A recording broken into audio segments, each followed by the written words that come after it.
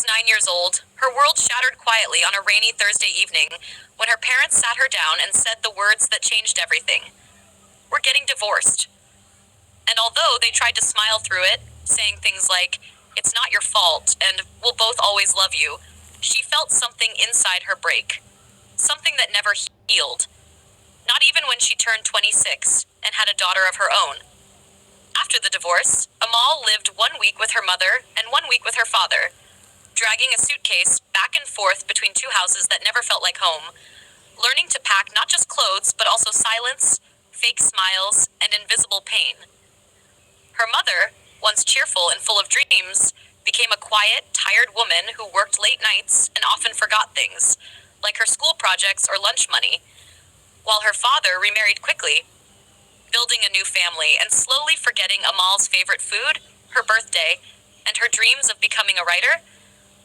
She learned not to cry when he canceled plans or forgot to call, and she never told her mother when she felt unloved, because she didn't want to add to her burden. School was no better, where she pretended to be okay while watching other girls hug both parents during award ceremonies. And she learned to laugh at jokes that hurt and lie when someone asked, "How's your dad?"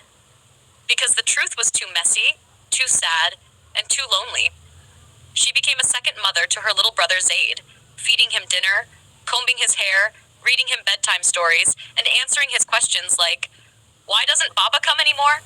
with a trembling voice and a brave smile.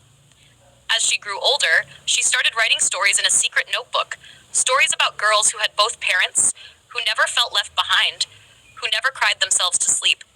And those stories were her only escape from the loneliness of being a child, who felt half loved, half home, and never enough for either parent.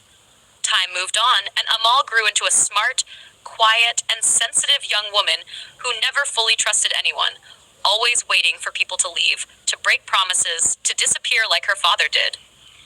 She became good at pretending, good at hiding her hurt, until one day in college, during a class about childhood trauma, a teacher said, "Sometimes we carry wounds no one sees." And Amal cried in public for the first time in years, realizing she had been bleeding inside all along. She tried therapy, journaling, praying, and slowly, very slowly, she began to heal. Not because someone fixed her, but because she finally allowed herself to feel the pain she had buried for years. She graduated, got a job, and later became a mother. And on the night her daughter asked, "Mama, why do you always cry during movies?" she held her close and said, "Because I once lived a life where love felt too far away."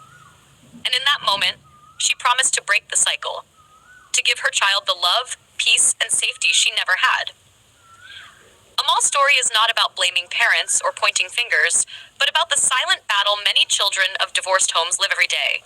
A battle of feeling abandoned, of growing up too fast, of learning to love with broken pieces, and carrying invisible pain that stretches from childhood to adulthood.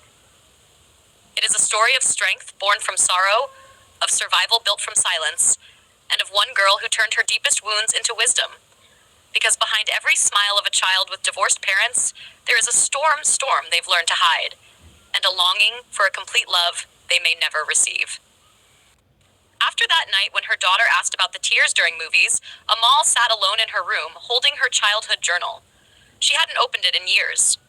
As she turned the pages, memories came rushing back. Drawings of a happy family, stories of a little girl waiting by the window for her dad, and letters she never sent to either parent. She cried, not just for the girl she once was, but for all the pain she never allowed herself to feel. She decided to write again, not in hiding, not in shame, but with the voice of a woman who had survived. She started a blog titled "Daughters of Divorce." Quietly, her words began to reach others. Strangers who had lived through the same pain, children who were now adults, still haunted by broken homes. They wrote back. They thanked her. They told their stories. Amal felt something shift. For the first time, her pain wasn't just her own. It was shared, understood, and respected. Meanwhile, her relationship with her daughter became deeper. Amal chose honesty over silence.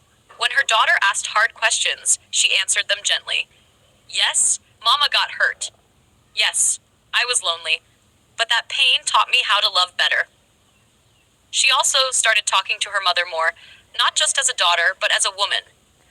One evening, they sat over tea, and her mother finally told her what she had carried all those years: the heartbreak, the regret, and the fear of being judged as a failed wife and mother.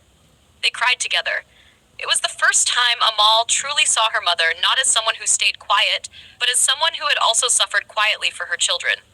She wrote a letter to her father, not asking for apologies or explanations, just expressing her truth. Whether he replied or not didn't matter anymore. She had released what she'd held in for so long.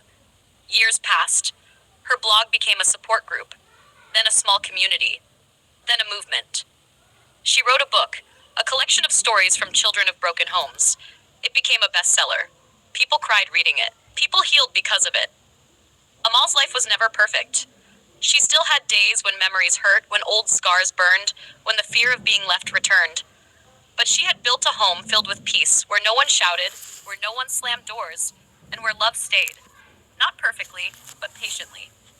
In the end, Amal didn't just survive her parents' divorce. She transformed the pain into power. She turned silence into storytelling.